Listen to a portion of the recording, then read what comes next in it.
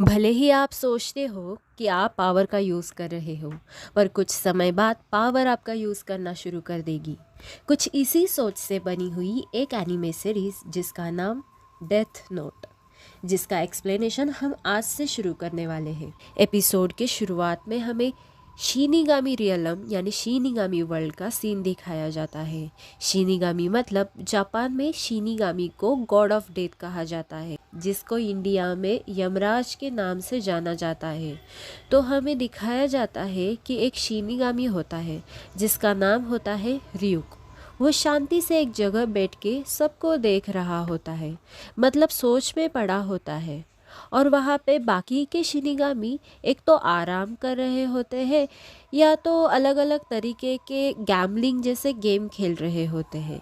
वहाँ पे दूसरी ओर इंसानी दुनिया का सीन दिखाया जाता है, जहाँ पे एक हाई स्कूल स्टूडेंट होता है, लाइट यागामी। वो अपने इंग्लिश क्लास में बैठा हुआ होता है। शिनिगामी रियलम की तरह क्लास में बाकी के बच्चे या तो गेम खेल रहे होते हैं या चुपके चुपके बातें कर रहे होते हैं, और जो उनको पढ़ाया जा रहा होता है वो उसको इग्नोर कर रहे होते हैं। टीचर फिर अचानक से लाइट यागामी को पूछते हैं कि तुम्हारा ध्यान किधर है, और एक पैराग्राफ को इंग्लिश में ट्रांसलेट करने के लिए बोलते हैं। लाइट यागामी बिना किसी दिक्कत के ट्रांसलेट कर देता है, जिससे हमें पता चलता है कि वो काफ़ी ज़्यादा स्मार्ट है। जब वो घर जा रहा होता है तब पब्लिक टेलीविज़न पर अलग अलग क्राइम्स की न्यूज़ कवर की जा रही होती है, और हमें दिखाया जाता है कि धीरे धीरे दुनिया में क्राइम्स बढ़ते जा रहे हैं। यहाँ पे र्यूक और लाइट के ज़रिए दो अलग अलग दुनिया का कंपैरिजन दिखाया जाता है, और वो दोनों भी यही सोच रहे होते हैं कि उनकी दुनिया सड़ चुकी है। आगे दिखाया जाता है कि जब लाइट क्लास में होता है तब वो लेक्चर पे ध्यान नहीं दे रहा होता है, क्योंकि पहले से ही उसे वो चैप्टर आता होता है। तो वो खिड़की के बाहर देखते बैठा हुआ होता है।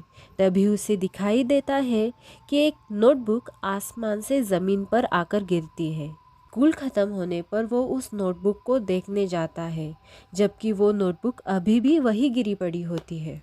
वो उस नोटबुक को उठाता है और खोलता है, तो उस बुक के पहले पेज पे लिखा होता है कि तुम जिस भी इंसान का नाम इस डेथ नोट पे लिखोगे वो इंसान मर जाएगा। तो फिर लाइट उस नोटबुक को बंद कर वही रखता है और सोचता है कि ये ऐसा कैसा हो सकता है, ये क्या फालतूगिरी है, ये ज़रूर कोई प्रैंक होगा। लेकिन फिर भी लाइट के मन में क्यूरियोसिटी होती है और उसे उस बुक के बारे में और जानना होता है, तो वो उसे घर ले जाता है। घर जाने के बाद वो उस बुक के रूल्स को पढ़ता है। उस पे लिखा होता है कि जिस भी इंसान का नाम तुम इस डेथ नोट पे लिखोगे वो इंसान 40 सेकंड बाद हार्ट अटैक से मर जाएगा। उस इंसान का नाम लिखते वक्त तुम्हारे मन में उस इंसान की शक्ल होनी चाहिए, जिससे कि अगर वही सेम नाम किसी और इंसान का है तो वो नहीं मरेगा।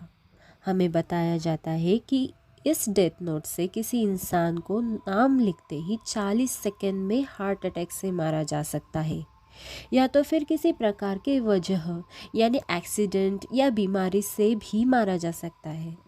दूसरे ऑप्शन के लिए उस पर्सन का नाम लिख के नीचे एक्सीडेंटल डेथ लिख के पूरे 6 मिनट 40 सेकेंड में पूरा डिस्क्राइब करना होता है कि कैसे कैसे क्या क्या होना चाहिए। इतना सब कुछ पढ़ने के बाद लाइट अपने बेड पे लेट जाता है और वो सोचने लगता है कि ये तो कहना पड़ेगा कि प्रैंक के नाम पे तो काफ़ी ज़्यादा डिटेल है ये, तो वो सोचता है कि इसे एक बार ट्राई तो ज़रूर किया जाए। लेकिन वो नाम लिखने से पहले ये सोचता है कि अगर मैंने किसी का नाम लिखा और वो अगर सच में मर गया तो उससे तो मैं मर्डरर बन जाऊंगा। लेकिन तभी वहाँ पे टीवी पे एक लाइव न्यूज़ चल रही होती है कि जहाँ पे एक क्रिमिनल ने एक डे केयर में कुछ टीचर्स और बच्चों को बंदी बना लिया होता है। न्यूज़ रिपोर्टिंग में बताया जाता है कि ये वही क्रिमिनल है जिसने पिछले दिन शॉपिंग मार्ट में भी एक क्राइम किया था। तो यहाँ पे टीवी में उस क्रिमिनल का नाम और चेहरा दिखाया जाता है। तो लाइट उसका नाम और चेहरा देख के उसका नाम डेथ नोट पे लिखता है। वो 40 सेकेंड तक वेट करता है, लेकिन उसके बाद भी कुछ नहीं होता। वो बस टीवी बंद ही कर रहा होता है कि तभी टीवी पे दिखाया जाता है कि सारे के सारे होस्टेजेस बच्चे और टीचर्स बिल्डिंग के बाहर आ रहे होते हैं और उनको कोई भी चोट वगैरह नहीं आई होती। यहाँ पे कंफर्मेशन दी जाती है कि किसी भी अथॉरिटी ने उस क्रिमिनल को शूट नहीं किया होता है और हॉस्टेजेस ने बताया वो सीधा सीधा गिर गया होता है। तो यहाँ पे लाइट समझ जाता है कि उसको हार्ट अटैक आया होता है और वो काफ़ी चौंक जाता है, जिसके बाद वो ये सोचता है कि ज़रूर ये कोई इत्तेफाक ही होगा। अगर सचमुच डेथ नोट असल में काम करती है तो ये कंफर्म करने के लिए उसे इसे एक बार फिर इस्तेमाल करना होगा। आगे दिखाया जाता है कि जब लाइट अपने स्कूल में होता है तब एक लड़का होता है सूडो, जो कि उनके स्कूल का बुली होता है, यानी कि वो बच्चों को परेशान करता होता है और वो एक लड़के से उसके पैसे भी मांग रहा होता है। लाइट ये सोचता है कि अगर ऐसा कोई इंसान दुनिया से गायब हो जाए तो क्या किसी को कोई फ़र्क पड़ेगा, लेकिन लाइट ये सोचता है कि उसे ऐसे लोगों को मारना अवॉइड ही करना चाहिए जिनको वो जानता है। जब वो घर वापस जा रहा होता है तो वो देखता है कि एक मोटरसाइकिल गैंग एक लड़की को परेशान कर रही होती है और उसके साथ छेड़छाड़ कर रहे होते हैं। लाइट एक शॉप में चला जाता है और जब वो जा रहा होता है तब उसे सुनाई देता है कि उस गैंग के लीडर ने अपना नाम बताया होता है टाकुओ शियाईमारी। जब लाइट दुकान में आ जाता है तब वो टाकुओ का नाम अलग अलग पॉसिबल स्पेलिंग्स में लिखता है, क्योंकि डेथ नोट में लिखते समय स्पेलिंग भी एकदम एग्जैक्ट होनी चाहिए। क्योंकि उसने लीडर के मुंह से उसका नाम सुना था तो जितने भी उसके कॉम्बिनेशंस हो सकते थे हर तरीके से उसका नाम उसने डेथ नोट पे लिखा होता है। जिसके बाद लाइट उसके आगे ट्रैफिक एक्सीडेंट लिख देता है और 40 सेकंड बाद जब वो लड़की उनसे बच के भाग जाती है तो टाकुओ अपनी बाइक से उसका पीछा करता है, लेकिन वहाँ पे एक ट्रक आ जाता है और वो टाकुओ को उड़ा देता है, जिससे कि टाकुओ की एक एक्सीडेंटल डेथ हो जाती है। यहाँ पे लाइट को पूरा यकीन हो जाता है कि डेथ नोट असली है और ये काम करती है। वो 2 लोगों को मार चुका होता है और उसके बाद उसका दिमाग घूमने लगता है। उसको काफ़ी ज़्यादा डिप्रेसिंग फील हो रहा होता है कि उसने ये क्या कर दिया। यहाँ पे हमें शिनिगामी रियलम का सीन दिखाया जाता है और यहाँ पे ryuk बाकी शिनिगामी को बताता है कि उसने अपनी डेथ नोट गिरा दी है। तो बाकी शिनिगामी ryuk के ऊपर हंसते हैं और वो कहते हैं कि तुम हमेशा मुसीबत में पड़ जाते हो, तुमने उस डेथ नोट को लास्ट टाइम कहाँ पे देखा था? तो ryuk कहता है इंसानी दुनिया में, मैंने उसे इंसानी दुनिया में गिराया है। फिर यहाँ पे बाकी के शिनिगामी कहते हैं कि तुम्हारे पास तो और एक डेथ नोट थी ना। फिर यहाँ पे हमें दिखाया जाता है कि ryuk के पास दूसरी एक डेथ नोट भी होती है, लेकिन उसको अपनी पहली डेथ नोट भी चाहिए होती है। तो यहाँ पे एक पोर्टल होता है जो कि इंसानी दुनिया और शिनिगामी दुनिया को आपस में कनेक्ट करता है। यहाँ पे ryuk अपने पंख फैला लेता है और वो पोर्टल से इंसानी दुनिया में आ जाता है। यहाँ पे लाइट भी स्कूल से घर आ जाता है और उसकी मॉम को अपनी नेशनल प्रैक्टिस एग्ज़ाम के रिजल्ट्स देता है। उसमें भी वो फर्स्ट ही आया होता है। रिजल्ट्स को देख के उसकी मॉम हमेशा की तरह बहुत खुश हो जाती है।